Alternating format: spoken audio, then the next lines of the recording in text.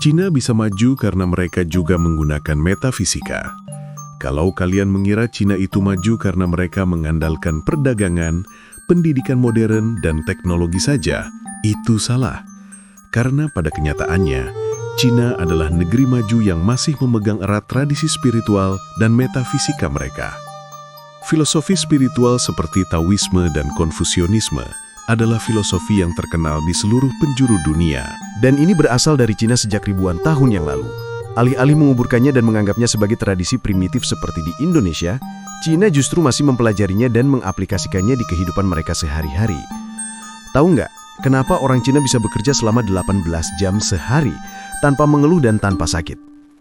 Kenapa rakyat Cina bisa begitu cerdas dan cepat sekali mengejar ketertinggalan mereka dari negara-negara barat?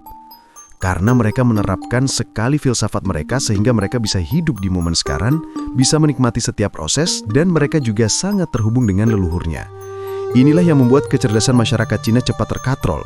Karena orang yang dekat dengan leluhurnya, mereka itu nggak cuma otak kirinya yang berkembang, tapi otak kanan mereka sebagai sumber kreativitas, intuisi, inovasi, dan pemikiran holistik juga ikut berkembang. Cina juga masih mengaplikasikan Feng Shui mereka. Sedangkan di Indonesia, ilmu primbon justru sering dilecehkan dan dianggap ilmu kuno dan primitif.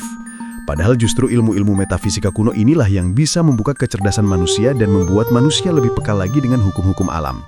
Sehingga mereka jadi tahu harus ngapain di dunia ini, nggak kehilangan jati diri, dan sadar bahwa mereka bisa menjadi bangsa yang maju.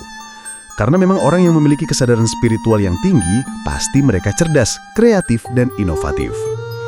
Orang Cina tahu kapan waktu terbaik untuk meluncurkan produk, teknologi, atau bisnis baru. Mereka menyesuaikan semuanya dengan hukum-hukum alam berdasarkan tradisi spiritual dan leluhur mereka. Makanya mereka bisa menyalip Amerika Serikat dalam waktu cepat.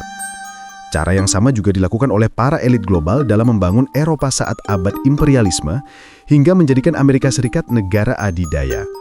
Dan uniknya, Nusantara sebenarnya adalah gudang dari filsafat spiritual, tapi seringkali didiskreditkan dan dianggap primitif.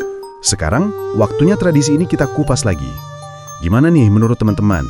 Kalau setuju, akan aku buatkan video selanjutnya.